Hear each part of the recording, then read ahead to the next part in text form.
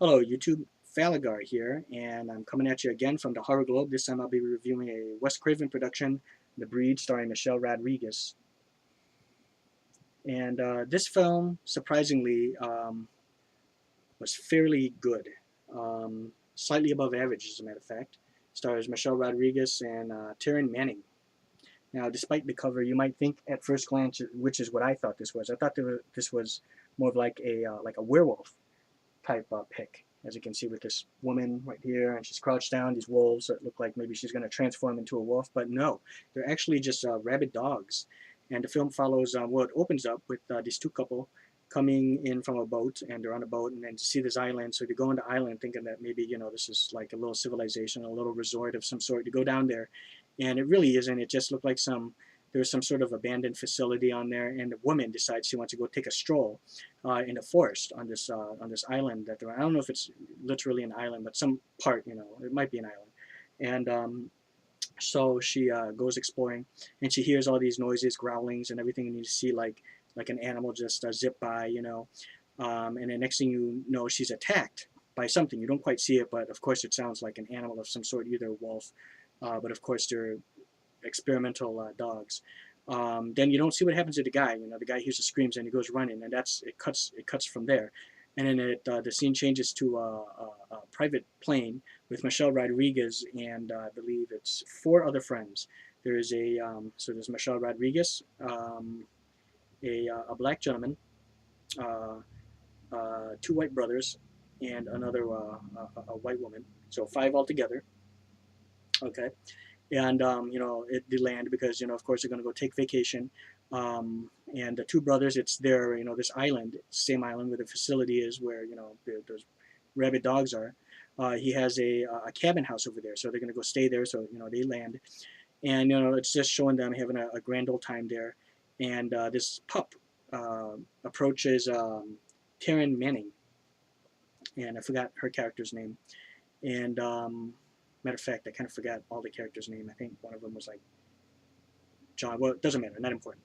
And yeah, as you folks know, I'm kind of bad on names. I usually always have to check to see who they were, and I just saw this last night, but um, yeah, doesn't say in the back. But yeah, but in any case, so this pup, okay, um, comes into their lives, and Taryn Manning's character, the blonde, decides to take it in, and the black gentleman realizes that the dog's acting kind of strange, because when he goes to get some food in the kitchen, the dog follows him, and he tells the dog, you know what, you can't get any, none of this. And then the dog just kind of looks at him kind of funny and growls at him. So it basically freaks him out, and then he goes out and gets out in the kitchen, comes out with some liquor that he mixed up together, and he said, that dog is really weird. It just growled at me. It's kind of strange. There's something really odd about it. And the dog just takes off, and he squeezes in between. There's a hole in the wall, and it goes out, and Taryn Manning goes and follows the dog, and then that's when she gets jumped by this other dog, and then the boyfriend actually comes out, and the dog actually attacks Taryn Manning and bites her in the leg, and they tend to her wounds, take her inside, and then they're worried that maybe it might be rabies or something. Um, so they patch her up as best they can.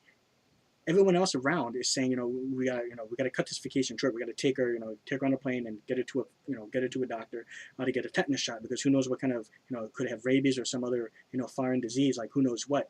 But then this asshole brother, the other one, scruffier looking one, the darker hair with kind of like a, 5 o'clock shadow somewhat. He didn't really shave so much. That brother, he's saying, no, she'll be fine. It's okay. We don't want to ruin this. And then she kind of just, feels like she's going under, peer pressure, and just decides to, what, fuck it, I'm okay. Let's just stay here. And everyone says, okay, you sure? All right, fine. So they stay.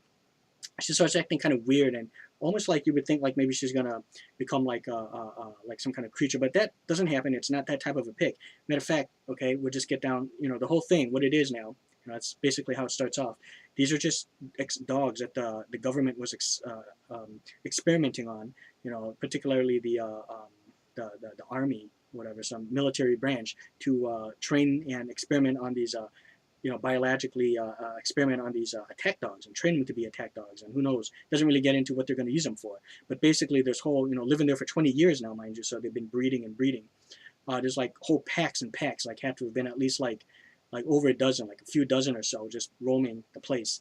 And the whole thing is them boarding themselves up in the house, trying to get from the house to the garage to try to escape because these dogs are surrounding a house, doing random attacks, and it just keeps you on the edge of his seat the whole time. I had a lot of fun with this film, folks. Um, just great. I mean, it's just more of like, think about like the birds and like Night of the Living Dead, that type of thing. You know, with Night of the Living Dead, how, you know, a group of people kind of like holding themselves up in the house, you know, can't go out because they're, you know, surrounded by zombies. Well, just picture kind of that, but with dogs. And then the bird thing aspect comes in because they're, you know, animals, you know, birds, and they have no reason why they're attacking. Same thing with these dogs. I mean, why are they attacking? Well, that's because they were trained for that, and then they're, of course, biologically enhanced and probably trained to attack any kind of living person, or any kind of, you know, like has an affinity for eating meat. Okay. Michelle Rodriguez was pretty fantastic in there. Apparently, I think it looks like she did a lot of her stunts. I mean, a lot of these folks did a lot of their stunts, and there's no CG work, mind you. I mean, all these dogs are actual dogs. It might have just been like maybe one or two prop uses of an actual prop, not CG. No CG at all. Absolutely fantastic. I mean, it went out of the way to really make a really high quality and kind of a horrific horror thriller.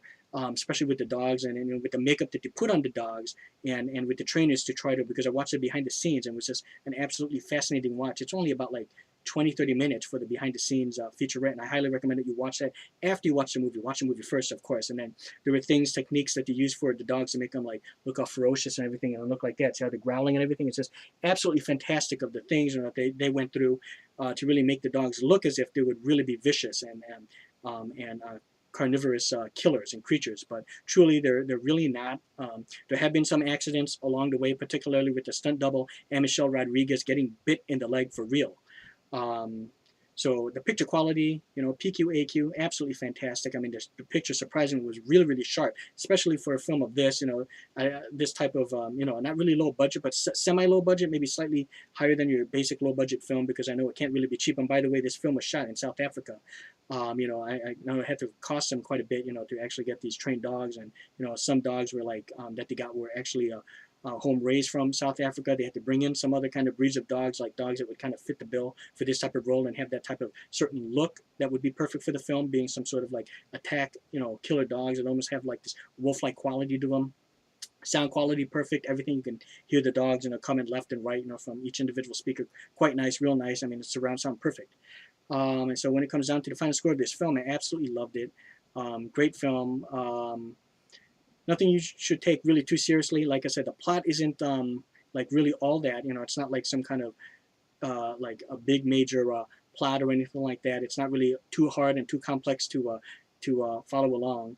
Um, but well, before I give you my final score, let me just quickly read the back here. It says a group of friends: Michelle Rodriguez, uh, Oliver Hudson, Taryn Manning, Eric Lively, and Hill Harper fly away to a deserted island for a weekend excursion. They soon realize that this beautiful getaway was once controlled by a special canine research unit and would soon become their biggest nightmare. Inspired by horror classics, the breed takes you into the jaws of flesh-eating packs of wild dogs, genetically engineered to hunt and kill. Outnumbered and trapped, they struggle to outsmart and outrun this terrifying species. Special features here, only really one. We just have on-set documentary, the 5.1 Dolby True HD, Spanish subtitles, English subtitles, and some previews. Film is rated R. It's not really all that long, folks. 87 minutes long.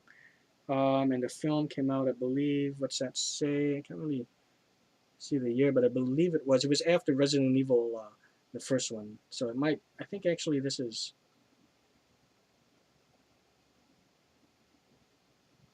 I really can't see it, but it looks like it's like 2004, 2005, folks. Brought to us by the folks over at First Look Studios. So yeah, as I said, my final score for this film, fun but dumb, guilty pleasure, almost like a guilty pleasure, but really still, you know, really good one. I appreciate the fact that it was just, you know, all practical effects and real dogs. You know what I mean? No CG dogs. You know, fuck that. I mean, if you even said, you know, if they're gonna make the dog CG, why go with a dog? Make it some outlandish creature that doesn't really exist, right? So here, that's what really made it all the more scary and all the more